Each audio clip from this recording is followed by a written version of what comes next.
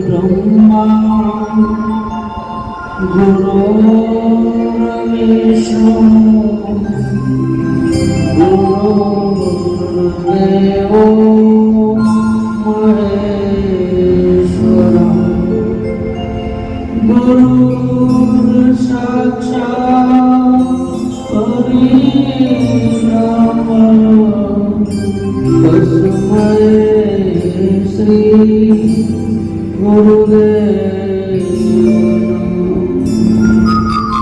बोलो सद्गुरुदेव की जय। सनातन धर्म की जय। पधारेला सर्वे हरि गुरु संत की निर्वाण अंश की जय।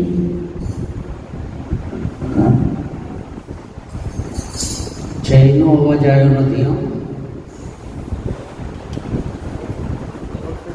અમારે ત્યાં કોઈ બોલતું નતું એટલે પછી હું આ બાજુ આવ્યો. અહીંયા પણ એવું જ થયું. જય શા માટે બોલવામાં આવે છે?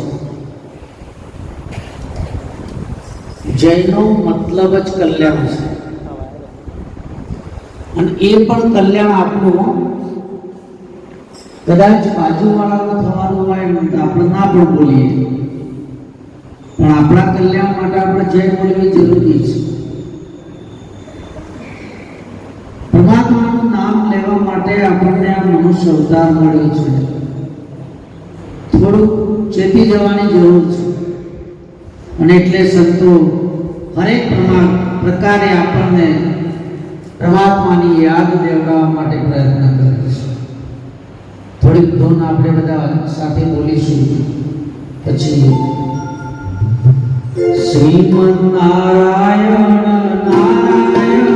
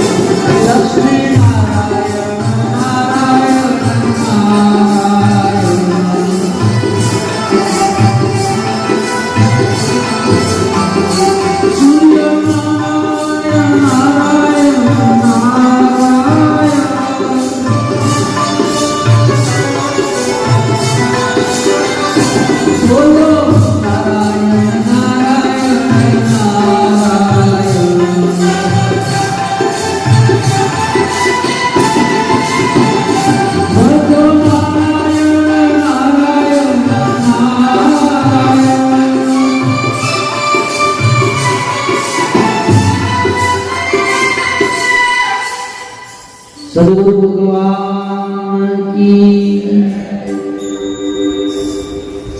આજના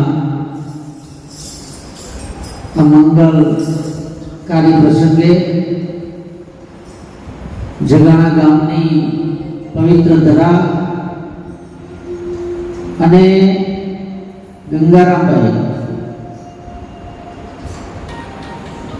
મારું જ નામ છે, આ દેહ છોડીને જતા રહ્યા. આ દેહ કોઈની થઈ નથી અને તમારી ને મારે થવાની. ગમે ત્યારે જતી રહેશે, અને એ જાય એના પહેલા જો હરિનું નારાયણનું નામ કોઈ આવા સંત મહાપુરુષના મુખેથી જો સ્વીકારી અને આપણે રટી લઈશું, એનું સ્મરણ કરી લઈશું, તો આપણું જીવન ધન્ય બની જશે. આ ભજન શા માટે રાખવામાં આવ્યું? અને તમે જોજો, ઘણા 50, 60, 70, 100 વર્ષ સુધી જીવ્યા છે, તો ભજનમાં નહીં ગયા હોય કે ભજન નહીં કરાયું હોય, પણ એમના મૃત્યુ પછી આપણે ભજન રાખીએ છીએ. કેમ? માર્કંડ ઋષિએ ગરુડ પુરાણમાં લખ્યું છે કે આ શરીર છોડ્યા પછી 12 દિવસ સુધી આનું જે સૂક્ષ્મ શરીર એ પરિવારની નજીક ભ્રમણ કરતું હોય છે. આ 12 દિવસમાં કોઈ સંત મહાપુરુષ આવી જાય, હરિકીર્તન થઈ જાય, પારાયણ થઈ જાય કે ભજન સત્સંગ આવું કોઈ આયોજન થઈ જાય અને એ સૂક્ષ્મ શરીરે એ ધ્યાનથી આનું શ્રવણ કરે અને સંત મહાપુરુષો કહે છે કે એ ગતિને પ્રાપ્ત કરે છે. અને એટલા માટે આનું નામ આપણે રાખ્યું છે શ્રદ્ધાંજલિ. આપણે 2 અંજલિ આપીએ છીએ. પ્રાણ ગયા પછી આ શરીરને 2 અંજલિ આપીએ છીએ. કેમ? પહેલી અંજલિ આપીએ છીએ આપણે જળની, જ્યારે આપણો સમાજ મળે ત્યારે આપણે જળની અંજલિ આપીએ છીએ બધાને. અને જ્યારે ભક્ત મળે, સંત મળે, સદગુરુ મળે ત્યારે એને શ્રદ્ધાંજલિ અપાય છે. એટલા માટે કે મને શ્રદ્ધા છે, મને વિશ્વાસ છે કે આજે જે ભજન રાખ્યું છે, જે સંતવાણી રાખી છે, જે આવા મહાપુરુષોનું આગમન થયું છે, ત્યારે એમને અહીંથી મુક્ત થશે, એ ગતિને પ્રાપ્ત કરી લેશે એવો મને ભરોસો છે. એટલા માટે આપણે આજે આ ભજન રાખ્યું છે. અને જો આપણે જય ન બોલીએ, પરમાત્માનું નામ સ્મરણ ના કરીએ, ધૂન ન કરીએ તો એની મુક્તિ કેવી રીતે મળશે? એની તો કદાચ મળી ગઈ, પણ આપણું શું થશે? આપણે પરમાત્માને કોલ આપીને આવ્યા છીએ. આપણે પરમાત્માનું જો નામ લઈએ ને તો એમાં પરમાત્મા ઉપર કોઈ દેવી દેવતા ઉપર ઉપકાર નથી કરતા. આપણે વચન આપીને બંધાઈને આવ્યા છીએ કે આ દુનિયાનું જ્યારે પરમાત્મા તું મને દર્શન કરાવીશ ત્યારે હું તારું નામ સ્મરણ જ કરીશ. જ્યારે આ જીવ માનવ ઉદરમાં હતો, ઊંધા મસ્તકે લટકી રહ્યો હતો, એની આજુબાજુ મળમૂત્ર વીંટાયેલું હતું, ત્યારે એની દૂર પરમાત્મા હાથે હતી. પરમાત્મા એની વૃદ્ધિ કરી રહ્યા હતા. ત્યારે એને સહન ના થયું એટલે એને પરમાત્માને બહુ કગર્યો. પરમાત્માને યાદ કર્યા કે પરમાત્મા હવે તું અહીંથી મને છોડ, મારાથી આ સહન થતું નથી. પરમાત્મા કે હું તને બરાબર જાણું છું, તું પહેલી વાર અહીં નથી આવ્યો. 84 લાખ યોની ભટક્યા છે, યાદ રહે. આપણે એક સરોવર ભરાઈ જાય, એક તળાવ ભરાઈ જાય એટલું ધાવણ માનું ધાઈ ગયા છીએ. આ પહેલી વાર આયા નથી કે પહેલી વાર માને ધાયા નથી.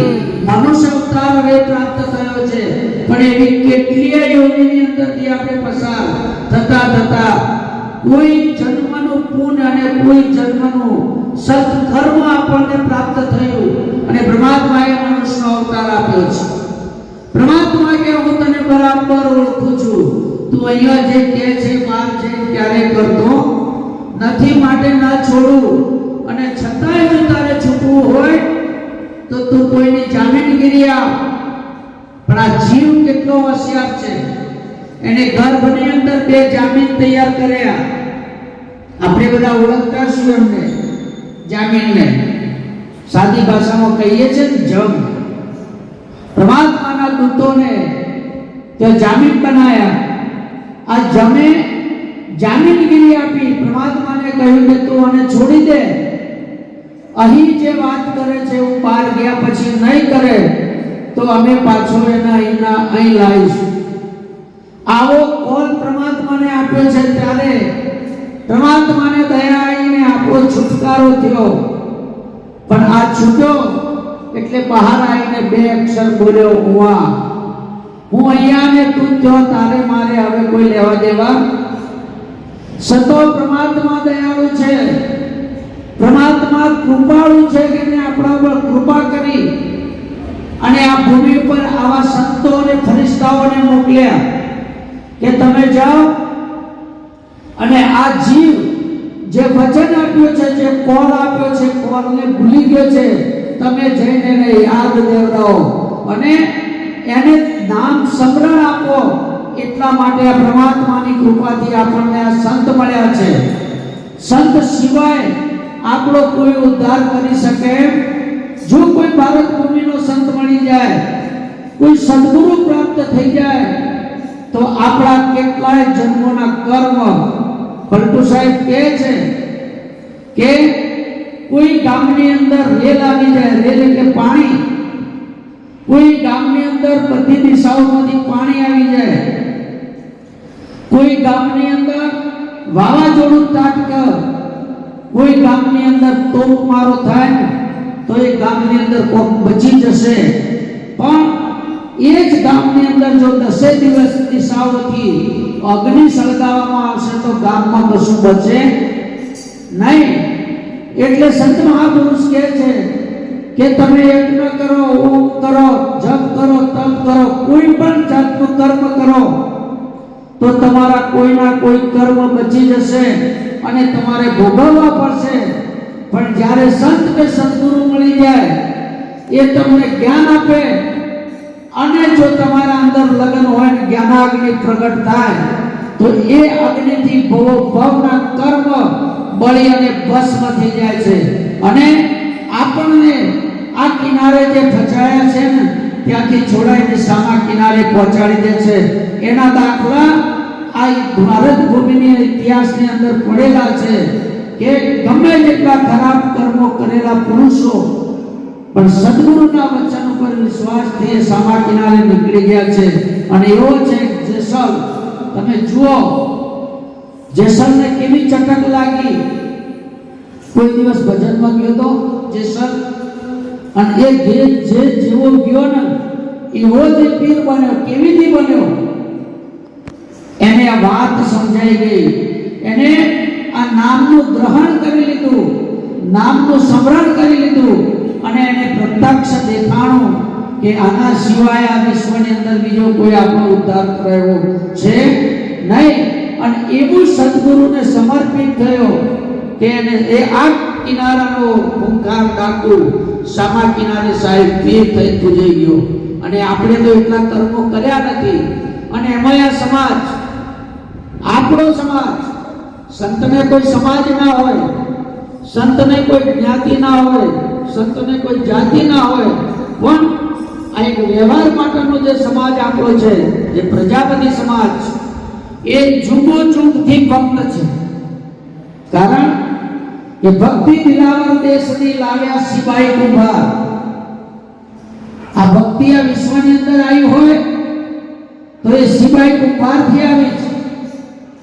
અને એ ભક્તિનો જો ફેલાવો કર્યો હોય, એ ભક્તિ આપણા સુધી પહોંચાડી હોય, એ ભક્તિ આપણને જો સમજાઈ હોય તો આ શંકરાચાર્યો બેઠા જે 10 નામી એમને આપણા સુધી પહોંચાડી છે.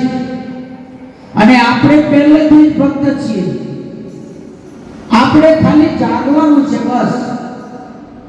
આપણા અંદર જે બધી આળસો છે એને ખંખેરી નાખી અને આપણે બેઠા થઈ જવાનું છે, ફક્ત જાગી જવાનું છે. અને એટલે સંત મહાપુરુષ કહે છે, ઉઠ જાગ મુસાફિર બોલ ગયો અબ રેન કહાત સોવત હૈ, જો સોવત સો ખોવત હૈ ને જાગત સો પાવત હૈ. જાગી જવાનું છે.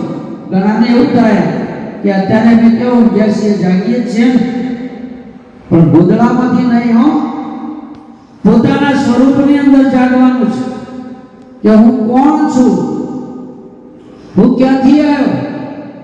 જો આ શરીર આપણું હોય ને તો આપણે હાચવી રાખ્યું હોત ને. આ શરીર એ આપણે હોઈએ, શરીર આપણું હોય તો આને કોઈ બાળી દે ખરું? એની પૂજા કરવા આપણે રાખીએ ને. પણ આપણા જેના સાથે સંબંધ છે, જેના સાથે સગાઈ છે, એને આપણે ઓળખતા નથી. આપણા મોટી ભૂલ છે, એને ઓળખવાનો છે. એટલે સંતો કહે છે કે આ જીવને શ્વાસ તણી સગાઈ ઘરમાં ઘડી ન રાખે ભાઈ.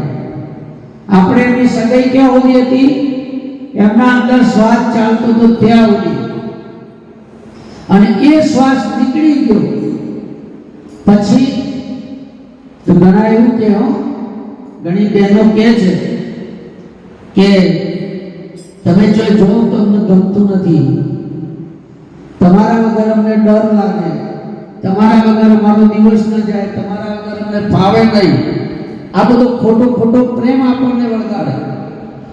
અને માની લો કે સ્વજે દાડો આથમવાના ટાઈમે આપણો દેહ પડી ગયો તો એ દરરોજ આપણને જે ખોટા લાડ લડાવતા હતા ને એ રાત તરત બાજુવાળી બેનને જે બોલી આવશે, હેઠજો તમારા ભાઈને કોક થઈ ગયું છે, મને બીક લાગે છે.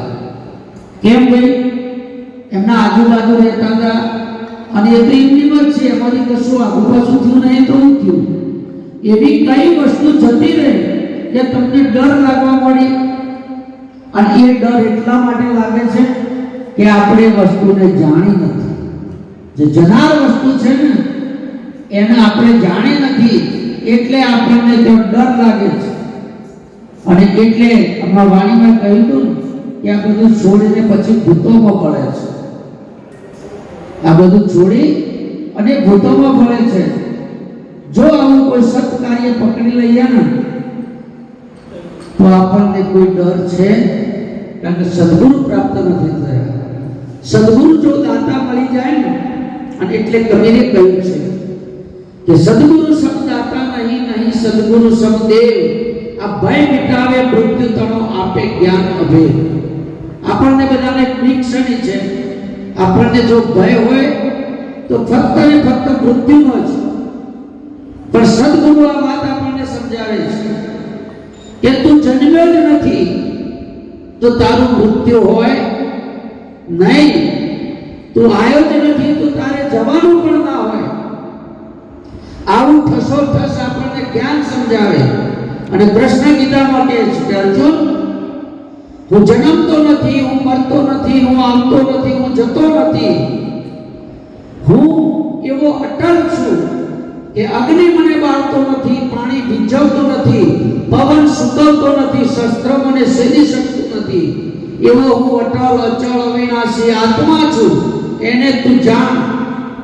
તો પછી કોણ આવે છે, કોણ જાય છે, કોણ જન્મે છે ને કોણ મરી જાય છે? સંત મહાપુરુષો કહે છે કે જન્મ આ દેહનો થાય છે અને અંતે મૃત્યુ પણ આ દેહ પામે છે. આની અંદર જો આવવાવાળી કોઈ વસ્તુ હોય તો એ છે પવન, અને અંતે જાય છે પણ આ મૃત્યુ પામે એવું આપણે જાહેર ક્યારે કર્યું? ઘણાય નાડીઓ અંબાડી આઈ એ પગ ઠંડા થઈ ગયા, હાથ ઠંડા થઈ ગયા, હવે નાડી નહીં ચાલતી. આ તો આવા એક કાકા હતા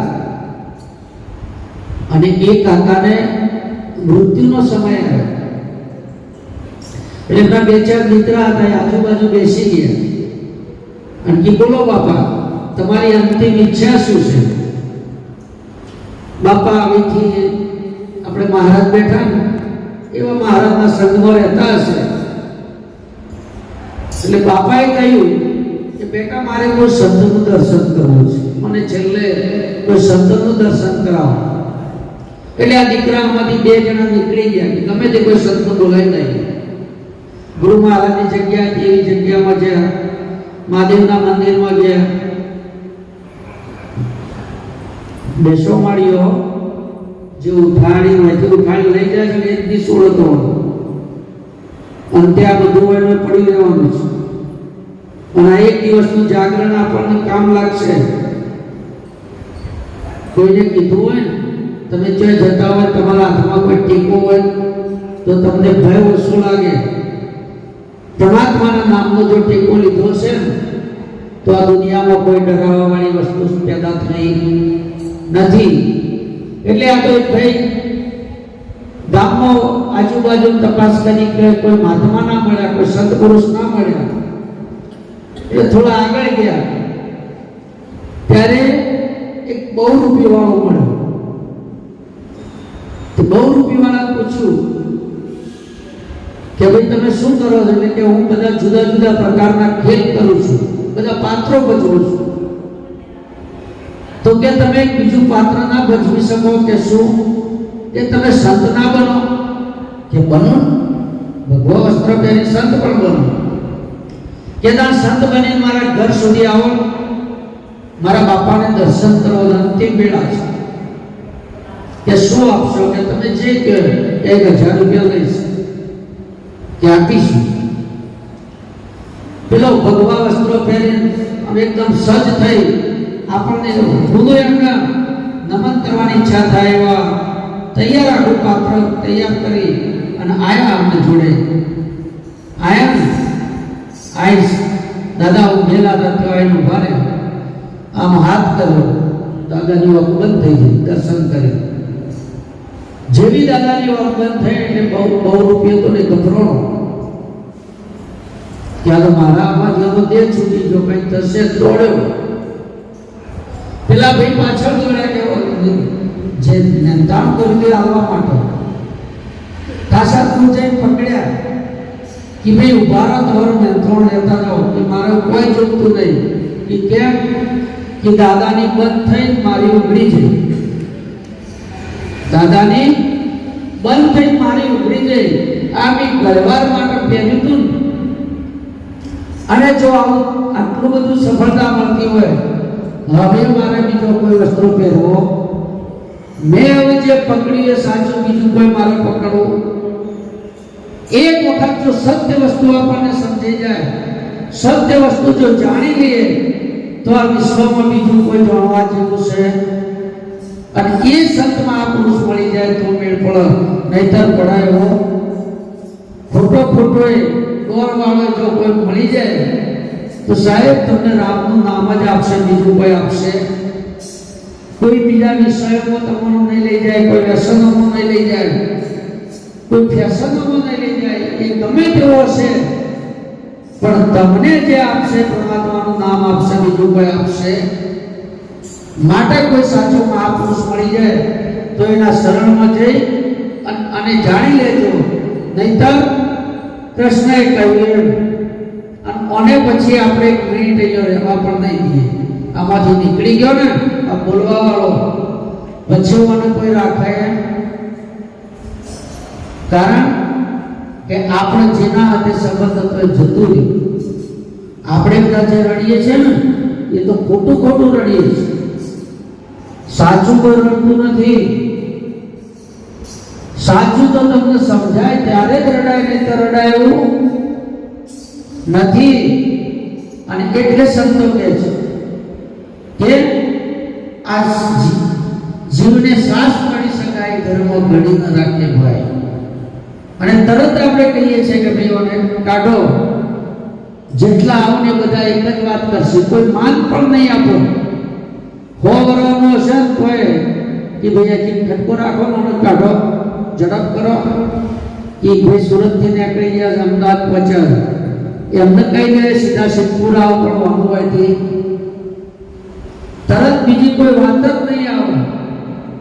માટે કૃષ્ણએ ગીતામાં કીધું છે, અર્જુન આ સંસાર એવો નશ્વર છે, એને તરવો અતિ દુષ્કર છે. પણ કોક સંત મહાપુરુષ, કોક તત્વવેતા જો તને મળી જશે તો તને સાચી રાહ બતાવશે. અને એ રાહ જો આપણને મળી જાય, નહીતર અને સંત મળી જશે ત્યારે આપણને આ વાત સમજાવશે કે ચિત્ત ચટક લાગ્યા વિના મળે નહીં કીર્તા. આ ચિત્તમાં જો કોઈ ચટક લાગી જાય અને જો આપણે ખુલી જાય, આ બે ખુલસી તો મેળ પડેલો નહીં હો. અને આ બેનાથી પરમાત્માનું દર્શન પણ થાય નથી. પરમાત્માનું દર્શન કરવા તો ભીતરમાં પડેલી અને સદગુરુ ખોલાવશે. અને એ સદગુરુ આપણને જ્યારે આ આંખ ખોલશે ત્યારે તમારી જોજો નજર મારી ઠરે. બધી જગ્યાએ પરમાત્મા દેખાશે. પરમાત્મા સિવાય આ વિશ્વની અંદર કોઈ છે? બધી જગ્યાએ પરમાત્મા પડ્યો છે. અને એ પરમાત્માને ઓળખાવનાર કોઈ હોય, કોઈ માધ્યમ હોય તો એ સદગુરુ છે. અને એટલે સદગુરુનો મહિમા વધારે કર્યો છે. શાસ્ત્રોએ પણ તમે જુઓ, શાસ્ત્રો લખાણા છે ને તો એમાં છેલ્લે ઇતિ લખ્યું છે અને એ આપણને સમજાવે છે કે અમે જેટલા અટકી ગયા છીએ, અમારું જેટલું નથી ચાલ્યું, એટલેથી આ મહાપુરુષની ભૂમિકા ચાલુ થાય છે. અને એ મહાપુરુષની ભૂમિકા ઉપર જો આપણે કેવું હોય, અમારો સૌ ભગત કહે છે પીપળી ધામમાં સૌ ભગત આપણા પીપળીમાં થઈ ગયા. એક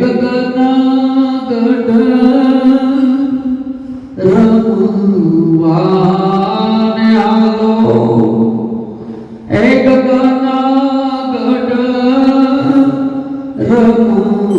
રમવાને હાલો, નિરાશી પદમાં સદાય માલો, ગગન ગઢ રમવાને હાલો.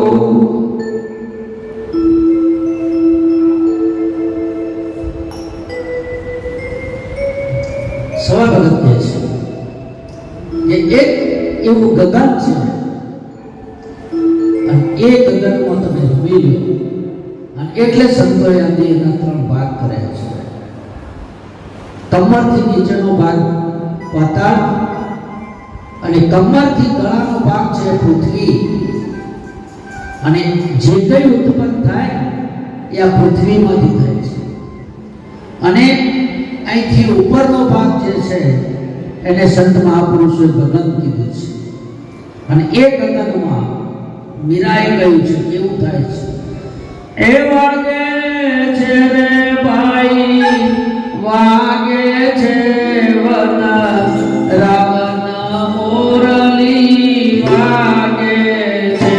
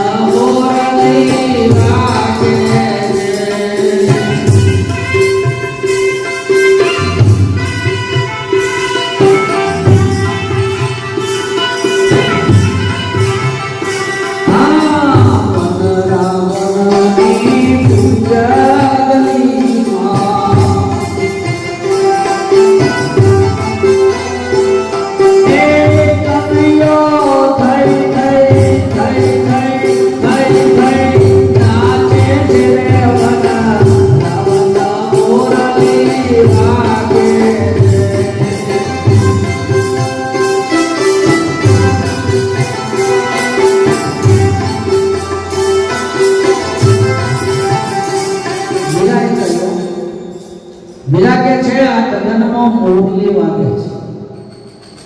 કોઈ મહાપુરુષોએ કીધું કે એની અંદર નાદ વાગે છે. કોઈએ કહ્યું કે કોઈ જણ ઝાલરી વાગે છે. આ કંઈક વાગે છે, વાત નક્કી છે. પણ એ સાંભળવા માટે અને સમજવા માટે કોઈ સંત મહાપુરુષ મળી જાય તો આપણો મેળ પડાયો છે, નહીતર પડાયો નથી. અને જો આ સાંભળ્યા વગર જતા રહ્યા તો ભીલ 84 છે એવું સંતોને શાસ્ત્રો કહે છે. ભીલ 84 કારણ કે આપણને એની ખોણ પડશે. અત્યારે ઉપડી જ છે બધાને માયા.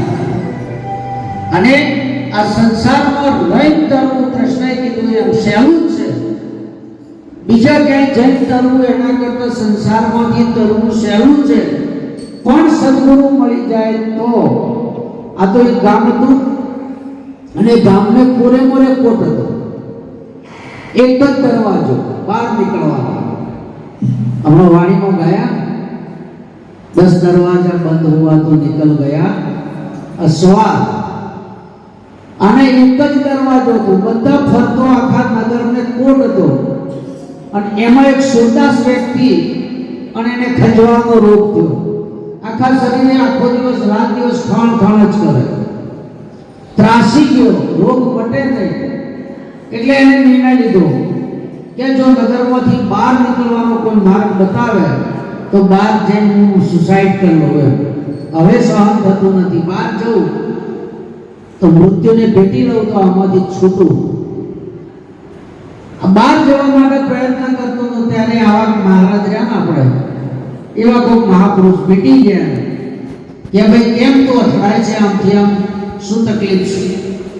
કે મહારાજ બીજું તો ઠીક છે પણ હવે મારે બહાર નીકળવું છે, મને માર્ગ બતાવો। અને સંત છે ને દયાળુ હોય, સંત દયાળુ હોય એ તમને માર્ગ બતાવે જ, ખોટો રસ્તો ક્યારે ના બતાવે। એટલે એને કહ્યું કે ભાઈ તું આ કોટ છે ને હાથ લગાવી દે અને કોટને હાથ રાખી રાખીને ચાલ અને જેટલો દરવાજો આવે એટલે તું બહાર નીકળી જશે। આને કોટે હાથ લગાવી આપ્યો સંતે અને ચાલવાનું ચાલુ કરી દીધું। પણ બરાબર દરવાજો આવવાનો સમય થયો ને એટલે એક સાઈડે એને ખણાઈ, એટલે એથી હાથ લઈને ખણવાનું ચાલુ કર્યું અને ચાલવાનું પણ ચાલુ રાખ્યું। ખાણી પાછો હાથ મૂક્યો એટલે મહારાજ દિવાલાઈ ગયા, દરવાજો ચૂકી ગયો। આપણના ખાણ ઉપડી છે, આ મારો શું હમણાં વગર નહીં ચાલે અને હું નહીં હોય ને તો શું થયે? આ બધું મારાથી જ ચાલે છે। આ અમારી દશા તમે જોઈ હતી કેવી હતી? આ મને ત્યાં ચડી બધો દાળો ફરી ગયો। આ આર્ય ખાણ ઉપડી છે, આપણા જેવા તો જેટલાય જતા રહ્યા હોય આ દુનિયામાં, એ તો સંસારમાં જો તારું ખબર પડે કે જેટલા છીએ। કોક દાડો ચેક કરજો, આપણા જેવા કેટલાય જતા રહ્યા, કેટલાય શહેનશાહો જતા રહ્યા, કેટલાય અમીરો જતા રહ્યા, રાજ રજવાડા જતા રહ્યા, બધા મંડલેશ્વરો જતા રહ્યા। આ મહાપુરુષને પૂછો જેને જે આમ શબ્દ આમ કઈ આમ કરો તો જ્યોતો પ્રગટ થતી હતી। આમ બેઠા હોય ને, જે ઓટલા ઉપર બેઠા હોય મહાપુરુષોના ઓટલા નથી કે હેડ મારા કાશી હરિદ્વાર દર્શન કરવા જવું છે તો ઓટલો એમની જતો હતો। એવા મહાપુરુષો વિદ્યાઓ લઈને સમાધિમાં જતા રહ્યા, કોઈ બચ્યા નથી ને આપણે રહેવાના નથી। આ જો સુધી હાલતું ચાલતું છે ને ત્યાં સુધી આ વસ્તુને જાણી લેજો, નહીતર અંતે રોવાનો વારો આવશે। જ્યારે ખોટામાં જતા રહેશો ને પછી કોઈ મેળ પડાયો। હમણાં સાખી ગયા હતા ને પેલા ભાઈ કે આ જતું રહ્યું પછી તમે લાખોની સાહેબી લૂંટાવો, કોઈ મેળ પડાયો। આવું ગમે તે કરો પણ આ જનાર આપણને કદી પાછા મળવાના। અને હમણાં આગળ તમે અત્યારે 72 પ્રકારની વાનગીઓ મૂકો તો કોઈ મેળ પડાયો, હવે કોઈ મેળ પડાયો નહીં। આની અંદર આ છે ને ત્યાં સુધી મેળ પડાયો છે, નહીતર મેળ પડાયો। માટે કંઈક કરી લેજો અને કોઈ નિયમ પણ લઈ લેજો। નિયમ તેના કદી પરમાત્મા ભેટા નહીં, કોકનો કોક નિયમ સદગુરુના શરણમાં જઈને લઈ લેજો કે આજે મારે કરવું છે। અને બધું જ આ માણસથી શક્ય છે, બીજા કોઈ અવતારે શક્ય। દેવો હરદમ પરમાત્માને પ્રાર્થના કરે છે કે પરમાત્મા એકવાર તું અમને મનુષ્યનો અવતાર આપ, અમારે તને મળવું છે, તને તારા અંદર ભળવું છે। પરમાત્માને મળવું હોય તો ફક્ત અને ફક્ત મનુષ્ય અવતારે મળાય છે, બીજા કોઈ અવતારે મળાતું।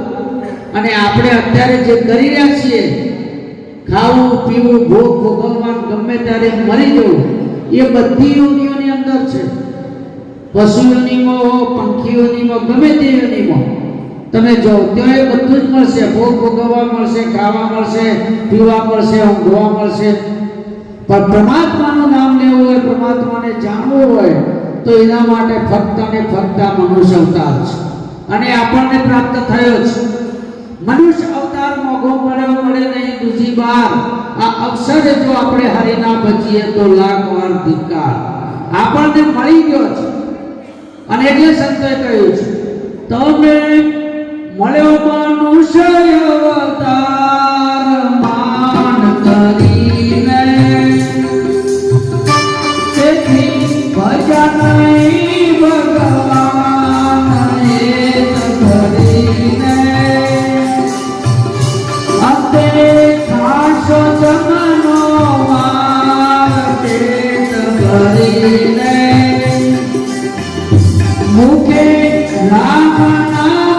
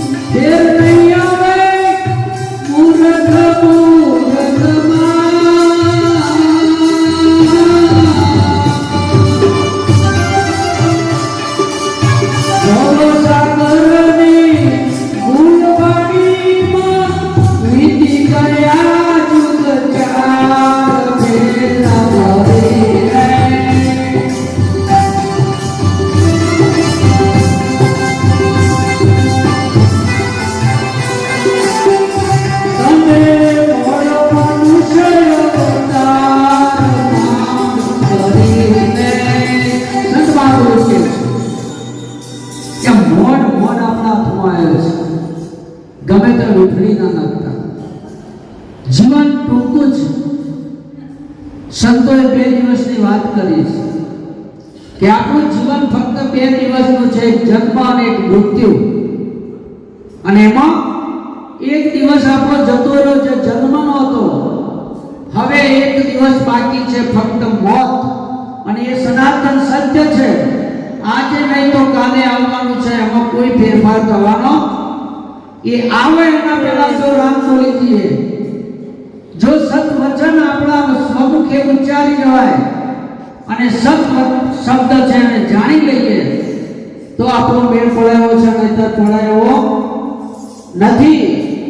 નહીતર અને એના માટે તમે જુઓ સભા ભગત થઈ ગયા ને આપણા પીપળીમાં, એ સભા ભગતના ત્યાં રામદેવજી સ્વયં પ્રત્યક્ષ છે.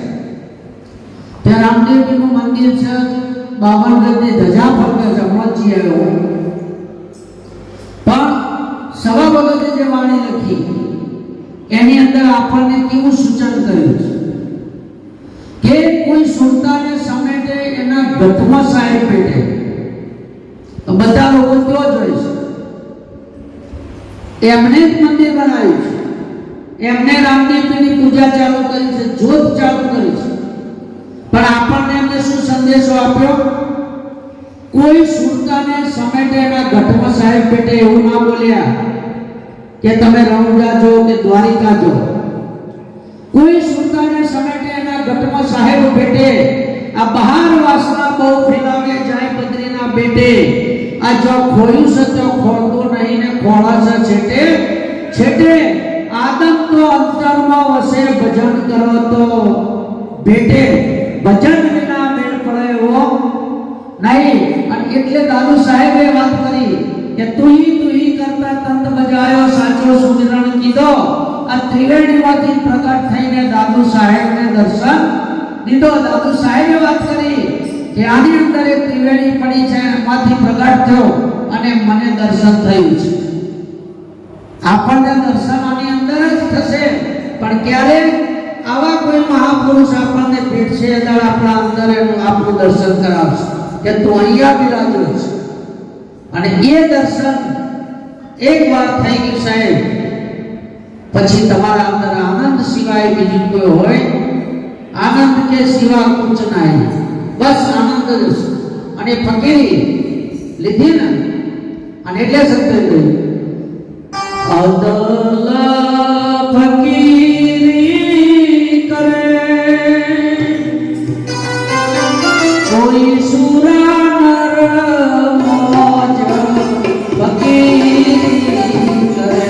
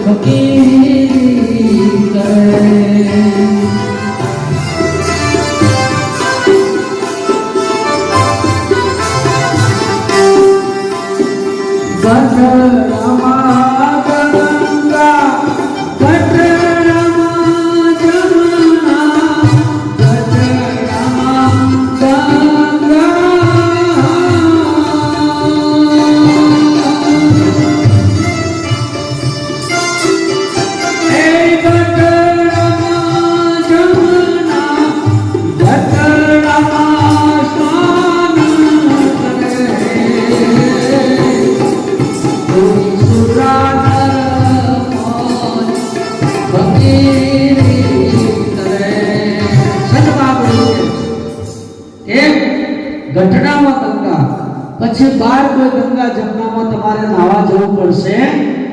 બધું આની અંદર, સ્નાનય આની અંદર થશે, તીર્થ આની અંદર, દર્શનય આની અંદર, બધી મોજ આની અંદર છે. બીજા કહેવાય છે એ કબાટ ખોલી દેશે. એક એવી વસ્તુ છે જે કબાટમાં પડી છે, તમને ચાવી આપી દેશે.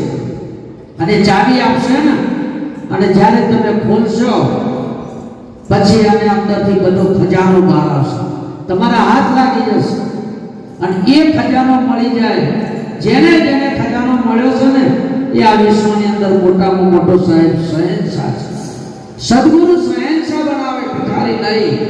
અને એટલે તો સંત મહાપુરુષે કીધું કે જન્મી જણે તો ભક્ત જન્મજે. કેવી વાત કરી છે?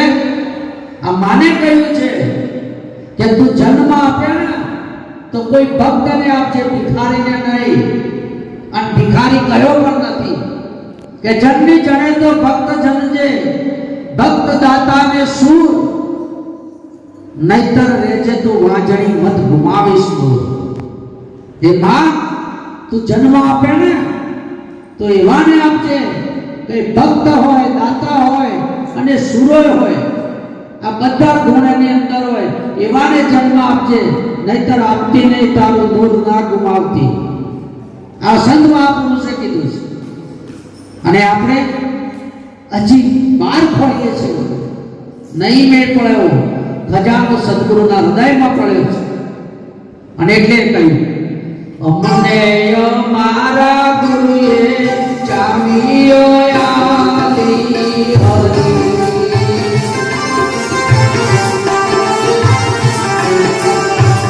અમને મારા ગુરુએ ચાવીઓ આલી.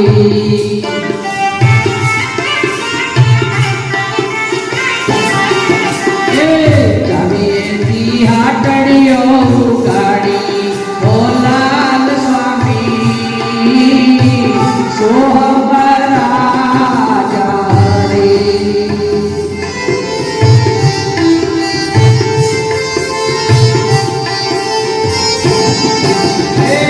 અમને અમારા ગુરુએ શાન બતાવી.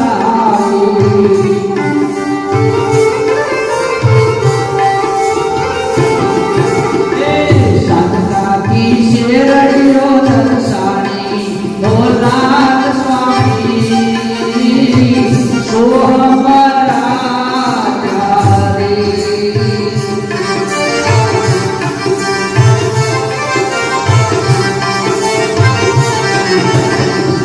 અમને ને તમને વાલા, તમને ને અમને.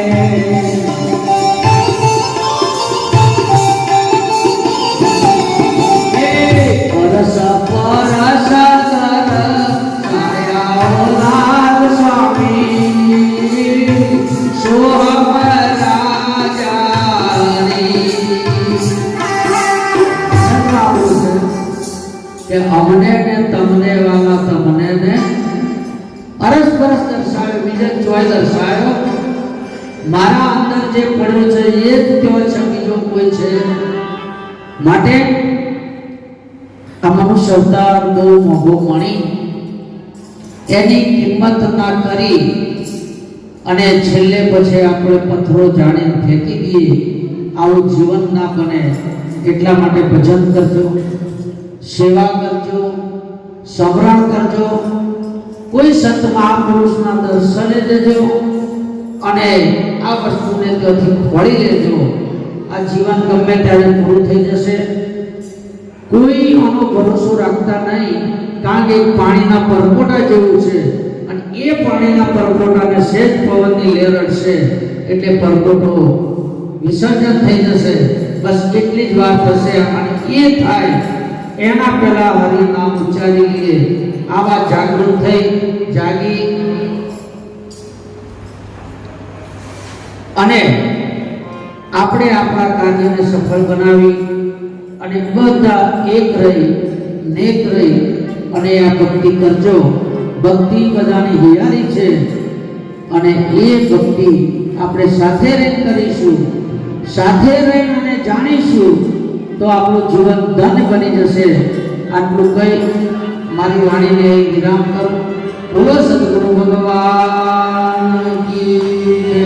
સનાતન ધર્મ